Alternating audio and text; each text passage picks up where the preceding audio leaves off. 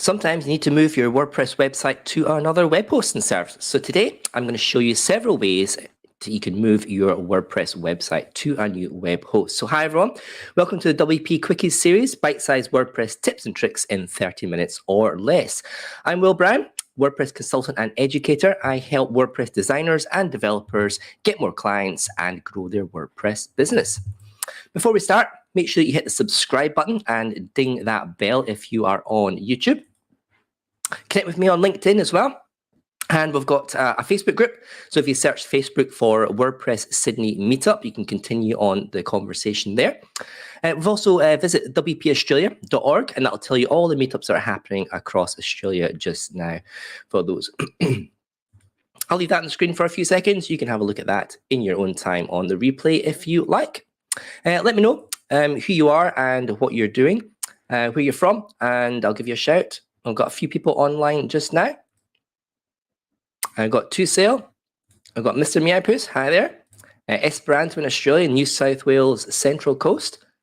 And Aussie Synergy. Hi all. Hi to you all. From a dreich-looking Sydney. It's pretty wet and miserable here, I can tell you. So we are, I think this is an out-of-date slide, so I'll move on. You can have a look at the meetup page for what's happening next month in the WordPress meetup. That's on the last Monday of every month, 6 p.m, the Microsoft Reactor next to Win Your Station. Can't remember off the top of my head what I'm doing, but have a look at the meetup page. It will be up there. And I'm looking for suggestions as well about topics that you might want to cover in a WP Quickies, or maybe even a podcast might be coming soon. So keep your eyes on the meetup page for more information there. We've got Celine. Hi, Celine. Eva, how you doing, Eva? It's Jonathan saying, oh, it's you. Just switched accounts. No more, Jonathan. Easy, easy. And Newport is raining. Back to winter with heaters on. Absolutely. It's been cold over the past week. Okay, thank you for joining me. Let's go on to moving WordPress to a new web host. So let's get straight into this talk today. I've got quite a few slides to cover. I'm going to cover several different strategies of moving your WordPress website over to a new web host, and also just to let you understand what's involved in the actual move itself, so you've got a better idea as to if that's something you're considering. Okay, let me make myself a little small there.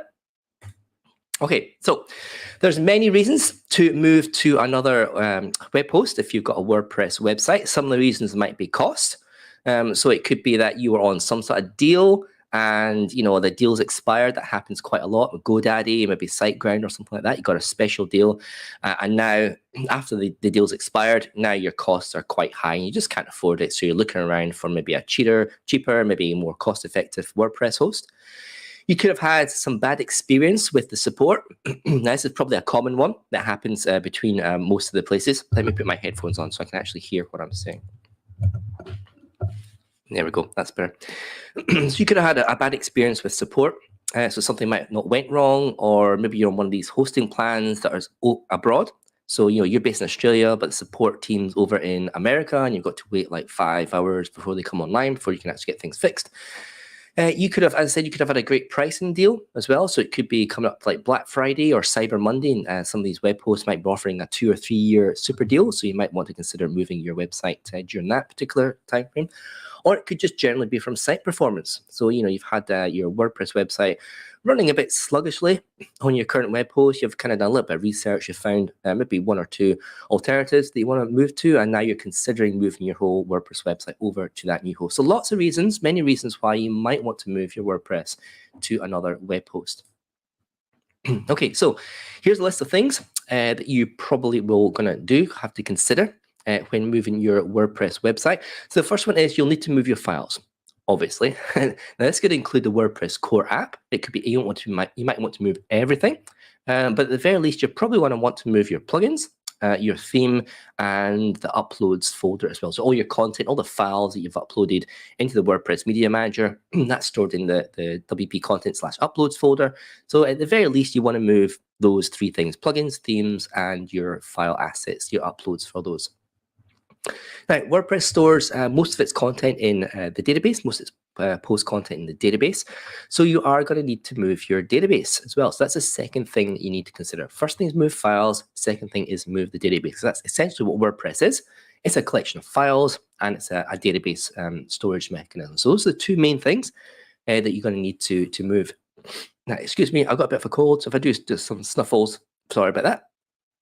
Your new web host, now they may have their database server on a different location as than your current web host. So sometimes you might need to actually relocate and find what the database server name is and do that. So that's something you might want to consider.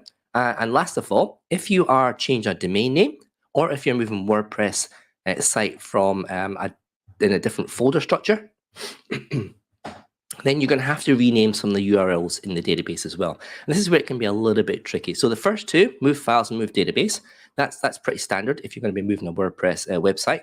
But then there's another two things to consider depending on your situation and which web host you go with. So we'll go through some of these. Okay, so manually moving files, if you want to do it yourself, if you don't want to use any tools or plugins for that, then here's the method that you're going to do. So the process of manually moving files from one server to another, from one web host to another, is to basically create an archive. An archive is a single file with all the files archived or compressed inside. It usually takes the form of a zip file or a gzip file or maybe even a tar file for those, but it basically contains all the files that you want to move. Now, the reason you don't want to move them individually is it will take you years, literally. So you want to be moving one or two big files that's got all your smaller files compressed within those, and that's the way to do it. So remember that files as well are spread across different locations. So you could, if you want to zip up the whole public HTML, which is usually the root folder, you could zip up everything and just move that. But in general, if you're wanting to move just like specific stuff along, then you're going to have to look in specific places. So those are your WP-content plugins. That's the plugin files that you have. Your WP-content themes, and that's the current theme that you're using, all the theme files and the stuff that comes along with that. And your WP-content/uploads folder, which is all the stuff you've uploaded using your media manager. So again, you could just zip up the whole thing, or if you want to be more strategic, a little bit more specific, then just target those three particular areas and get those files. If you're just targeting those particular three areas, your plugins, your themes, and your uploads, then of course, when you go into your new web host, you're going to have to install WordPress, a brand new WordPress installation that's going to give you WordPress, it's going to give you a brand new database, and then you're moving those files into that space. So for most web hosting companies, they will use a software called cPanel or Plesk as their account management system. And File Manager is a pretty standard app across both systems. And this is where you can compress, you can create your zip files, you can uncompress, and you can move, upload, download things around. So you can create archives quite simply by clicking on any folder. So you could navigate to your public HTML, your WP-content, and then your plugins. Right-hand click on your plugins folder. Then you'll see this list that comes up that will say compress or zip or create archive, something like that. You click on that, give it a name, and it will the file manager will start moving all those files into that single archive for you. And then you just repeat the process on your themes, you repeat the process on your uploads as well to get those zip files. The next thing you want to do is download those zip files onto your local machine. So you've got a copy on your local machine for those. Then the process is just the reverse. So you log into your new web host. 9 out of 10 times they're going to have Plesk or cPanel in there. So you just do the same process. Go into File Manager, go to the location where you were before, so WP content, then upload the files from your local machine to File Manager. Give it a refresh, right-hand click on the zip file, the archive file, and then you'll get an unarchive, you'll get an uncompress option in the Dropbox. Press that, and then it'll just unarchive, it'll explode all those files out into that particular file space. So we're basically just doing the reverse process of zipping, is unzipping or compressing and uncompressing or archiving and archiving, just to get those files from your old host down to your local computer and then back up to the new web host. So the process is pretty simple. But depending on how large your archive files are, downloading and uploading could take a while, especially in the uploads folder. If you've had a WordPress website that's been going for a few years, you've probably got quite a few files in there, quite a lot of images. So it's going to take a while downloading. It's going to probably take even longer uploading to the new web host. So just bear that in mind. So plan that time out for when you're going to move. Don't move your website on the busiest time, of the day or year. Make sure you've got a little bit of downtime. You've got some time either side that you can move those files around and wait. Okay, so if you're looking to move these files manually, or if you're using some other type of client, you should be aware of the different type of protocols to transfer files between servers. So these are the three basic protocols that we use when we're transferring files from one server to another. And the first one is FTP. It stands for File Transfer Protocol. It uses a port called 21 or 22. So on the server, there's lots of port numbers, and there's, all these ports are linked to particular services. So in particular, the FTP service that's running on the server, it uses port 21 or 22. You'll need to find that out from your new web host, which you want to use. And in your client as well, you'll probably get asked what port number to use. So just make sure you use the right port number for the right protocol for those. Now, FTP, some of the pros of using FTP, well, FTP has been around since the dawn of the internet. It's a very, very basic protocol, and it's pretty much supported by all web hosts. So, you'll be able to definitely FTP up to those. The main drawbacks for FTP is there's no encryption. So if you're transferring sensitive files, if you've got customer data files and things, then they could be stolen during that transmission because there's no encryption there. People could be looking at the network, they could be sniffing all the packets and transferring them onto their own copy of their servers. So it's something to be aware of. FTP, widely supported, but there's absolutely no encryption for those. Also, FTP is a bit slow. It actually uses two streams. One stream is to transfer the data, and the other stream is to control the data that's being sent, all the packet data, to make sure it all goes properly. And that makes FTP a little bit slower for those. The next one is FTPS. That's a secure FTP, so it is exactly what it says. It's basically FTP, but it's run over a secure SSL layer. So it uses port 990. The pros are, of course, it's exactly the same. It's the same service, FTP. It's widely supported by everyone. Another pro is it uses SSL encryption. So at this time, your data is encrypted. You can transfer and not really be worried about people stealing that packet data. But again, some of the cons are it's kind of as slow as FTP because it uses that two channels for those. So the last one is SFTP. I know there's lots of letters there, that get a bit tongue twisting. SFTP is SSH, File Transfer Protocol. So it's a different way of moving stuff. This uses a port number 22. The pros are it is totally secure. So it uses SSH or secure shell keys for authentication. The pros are there's only one data stream for both data and control, so it can be much faster for uploads and downloads. The con is if you're a beginner, then setting up SSH keys, you got your public, your private keys for authentication, and using the command line can be a little bit daunting for those. So that's definitely a con to figure out, to think about when you're looking at these different transfer protocols. Okay, so here are three widely used file transfer clients. So the first one is WinSCP. I've been using that for many, many years. WinSCP, it's really good. It's free. It has a global password as well to protect all your accounts. So when you boot up the WinSCP application, when you want to do anything, ask for your global password. And only if you have the password, then you get access to all the accounts that you can click in FTP and SFTP and that stuff as well. So that is pretty good. It has that password to protect stuff. The next one is Putty. Putty is a free SSH client. So if you're looking to do stuff over the command line, Putty is probably, if you're a Windows user, it's probably one of the best interfaces to use if you're happy with the command line. And the third one is PHP Storm. Now, PHP Storm, it's not really a transfer client. It's an integrated development environment, an IDE. This is the client that I use when I'm developing all the stuff for my WordPress plugins and theme developments. But it does have an inbuilt file transfer client. It supports FTP, FTPS, and SFTP. So it covers all three of those. So look at some transfer clients. If you don't know where to start, probably look at the first one, WinSCP. That's a drag and drop graphical interface for you, very similar to File Manager. Okay, moving the database. So we've done the files, we've covered all the files moving, but of course WordPress is files and database, so we need to move the database as well. And before we can move the database, you need to ask yourself the following question: am I moving the site to a new domain or folder structure? It really does make a difference. Now I've got some examples here. If you are moving it to a different structure or different domain name, then you're going to have to rename the URLs that are stored within the WordPress database. Otherwise, they're no longer going to point to the correct location after you move your WordPress website.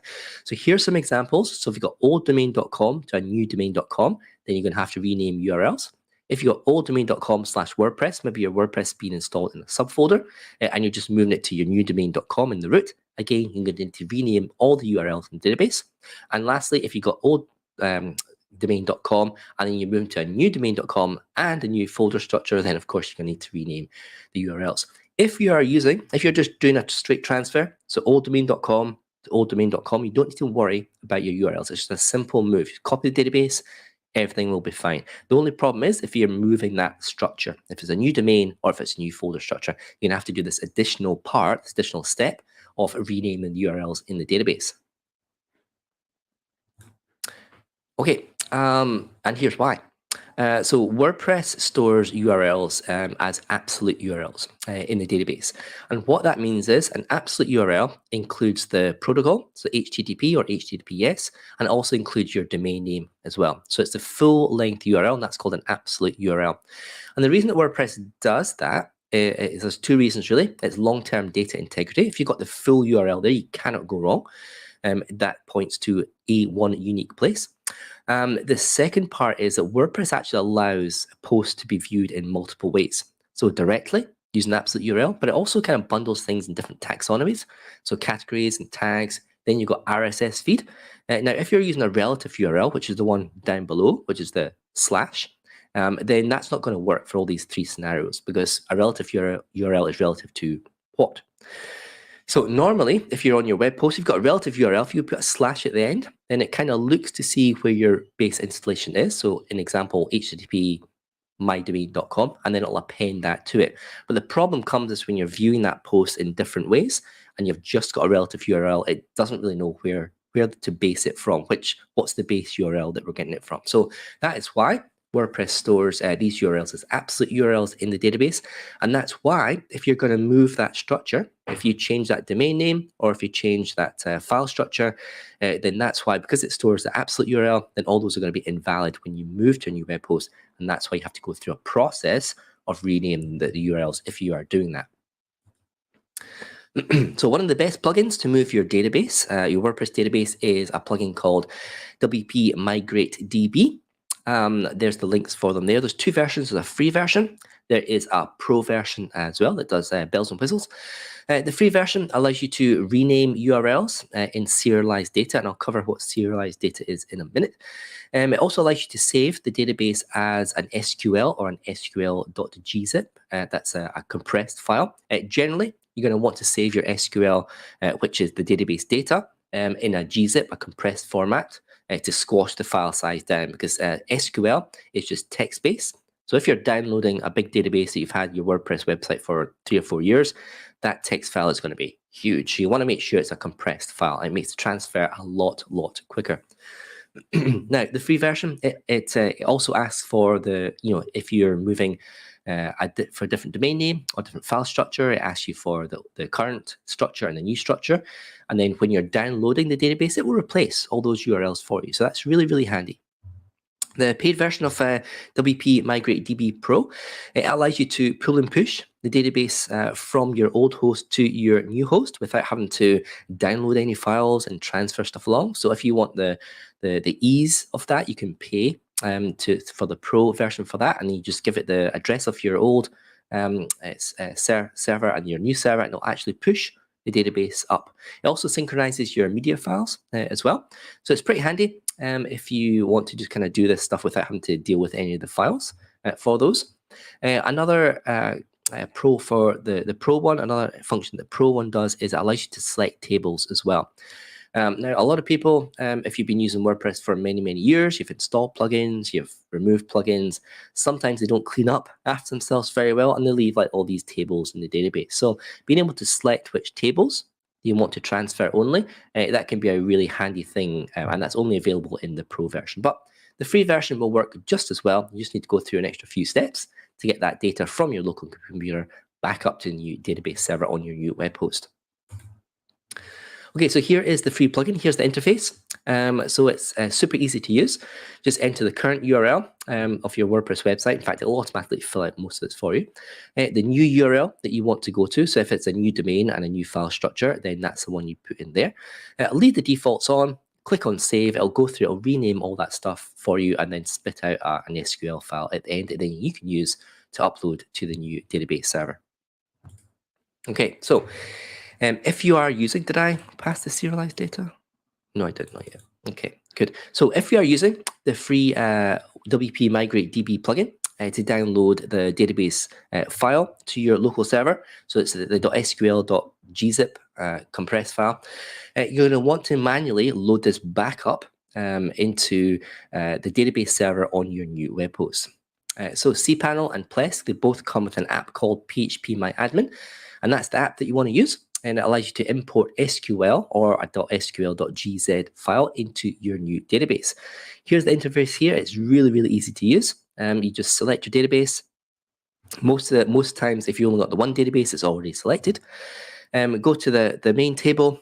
For those, there'll be an import button at the top. Click on that, choose your file, and then just click on go, and it'll run through that file, and it'll import it into your new database. Easy as. However, rid of myself there. Sometimes if your SQL file is too big, so if you've not done the compressed file and it's absolutely huge, or even if you've done the compressed file and it's still pretty huge, sometimes when you're uploading with phpMyAdmin, because it's a PHP app, it can get stuck in a timeout. So if it's having to load continually your SQL file, sometimes it can time out and you're like, you can't load up your database file. So if that is you, there's a couple of alternatives that you can use rather than phpMyAdmin. The first thing is, of course, raise a support ticket with your new web host. Send them the file and ask them to import it. That's probably the easiest one to do. I'm all for going down the easiest route. The second one is to use a secure shell. So we're talking about the command line here to transfer the files. You can log into the SSH. Most web hosts will provide a little interface, a little window that you can click on. It'll log you into a secure shell for those. And then there's a couple of commands here that you type in. So MySQL, and then you do a -u, and then type in the username for the database, -p, which will prompt you for the password, the database name, and then you use a little arrow, that arrow, left pointing arrow, and then you type in your file name. And when you press run, when you press enter, then the command line will just start to load that file. Of course, the file's got to be on the server. You have to upload the file first to the server. But then there's no timeouts for command line, so it just keeps going and going and going. If you've uploaded a SQL.gz, so a gzip, a compressed archive onto the new web host, and you want to use this command line interface because it's huge, then there's one extra little step, and that's the last line there. So you're using zcat, which basically just uncompresses the file, and then it pipes it in using that little vertical pipe into the same pretty much statement there. So two methods there, one for .sql file and one for sql.gzip file. Using the command line, there's no timeout, so that will work. It might take 10 hours, who knows, but that will work. It won't time out for those, and you'll get your database data up and running. Okay, the last thing you want to do is check your WordPress configuration file. So that's your WP config.php file for that. Now, when moving to a new web host, you want to ask for the database name, username, password, and host. That's usually given to you. So when you create a new WordPress hosting account, then you usually get an email with FTPs and database information. So it should be there. If not, just ask the tech support there. But you want to look in the wp-config.php file and just check that the information from your new web host matches the information that's there. So it definitely won't, because there'll be a new database name, there'll be a new database user and password. So you want to check those. So have a look in your wp-config.php file. Look for these 4 lines. So define db_name, db_user, db_password, and db_host. Most places have localhost for the name of the web server where the database is, but sometimes it's different. You'll just need to check with your web host just to make sure these 4 lines I've got the information from the new web host. Otherwise, you'll get an unable to connect to database error message when you try and boot up your new website. Okay, so if you don't have, if you don't want to manually move your WordPress website, there's a ton of alternative migration plugins available. Here are the top 6. So I've got Xcloner. I've used Xcloner for many, many years. It's not got all the bells and whistles of the other ones, but it still does the job. It basically clones your WordPress website to another web host. Then there's Backup Buddy and Updraft Plus. They're two very, very popular backup plugins, paid backup plugins, but they also have like a restore or a move or a clone version that allows you to put it off to a new web host. Then there's Duplicator Pro, which is self-explanatory. It duplicates WordPress. Jetpack has a restore, it has a backup and restore function, but the restore function you can actually restore to a different place. So you can tell it where to restore a new backup to. And then there's Migrate Guru as well, which is similar to Duplicate Pro. It's just that's all it does. It just migrates your WordPress website over. Now, if you are planning to use the command line interface, if you're a command line junkie, then please check out WP-CLI. It's the WordPress command line interface application that you install on the server, and it comes with heaps of WordPress tools within the command line that helps you administer your website, and it's going to help you move them as well for those. Okay, so when you move your WordPress website, you need to also watch out for the following things. So .htaccess file. Now this file is usually hidden within File Manager. If you have not been playing around with the File Manager before, then by default it doesn't show hidden files, and .htaccess with a dot in front of it means it's a hidden file. Now this file is used for caching. It can be also used for redirects as well. So it may be worthwhile checking your old web host provider to see if you got a .htaccess file. Download that onto your local file. Just have a look inside and just have a look at its content. You might find that you need to copy some of that across to your new web host. Then there's caching plugins. So caching plugins, they can also use the .htaccess file, and they may be redirecting some of your page content to a cache of files that it has somewhere in the uploads folder or within the plugin folder. So sometimes it's best to disable caching plugin when you're moving your website over to a new host, in case unless it gets a bit confused. So disable your caching plugin, move your website over, and disable the caching plugin, and just make sure everything is okay in your WordPress website first before re-enabling the cache and deleting the cache, just to give it like a fresh start. And very similar is to security plugins. Sometimes, as security plugins, they can change your environment as well. So best practice is just to make sure that that's disabled when you're looking through your new WordPress website and new host. Make sure everything is okay, and then re-enable the security plugin, and then just go through the settings to make sure they're all still set to the ones that you want to do. So those are kind of 3 things that you probably need to look out for. If you're moving your WordPress website that aren't kind of covered in the general moving files and database and stuff, it can cause some issues when you're moving things over. Did I skip on serialized data? Let me just have a look back. Maybe I deleted. Yep, I did. I must have deleted the slide. That's okay. I can cover that in a different. Don't worry about it. Okay, so that's my comprehensive guide to moving your WordPress website to another host. I saw one question down below. Pop them down in the comments if you want to ask me anything. So I got a question here. I tried to restore a WordPress site yesterday. It worked except for the theme being used. Okay. Yeah, sometimes, these things, maybe you should look at your .htaccess, your cache, and your security. Definitely if you run a cache plugin, that can kind of screw up with the restore sometimes. So it's always a good idea if you're doing any sort of restore or moving files is to go into your cache and clear that. And also go into security plugin and see if any kind of flags have been raised for those. So sometimes the way that security plugins work is they look through all the files in your website and they give them what's called like a hash. And I won't go into that, it's just like an ID. If that file changes, so if the file size changes or the timestamp changes, that hash can be a little bit different. And sometimes the security plugins can raise that and go, oh, that's a different file. I don't like that, block it. So if you're having problems with that, that's definitely look at your cache, clear that, maybe disable your security plugin as well, and have another go of restoring that, see if your theme works from there. Facebook user said, in the past, I've used Updraft Plus with great results. Yep, I've heard great things for Updraft Plus and Backup Buddy. They're 2 of the most popular plugins up there for not only backing up, but for moving things around as well. Definitely 2 of the best from there. Jonathan's asking, what's the best strategy for creating a website clone to a new location for testing while keeping the current site live? Okay, so this is kind of a whole different ball game there. So what I tend to use, I use Local, so WP Local, which is a free app from Flywheel, the hosting company.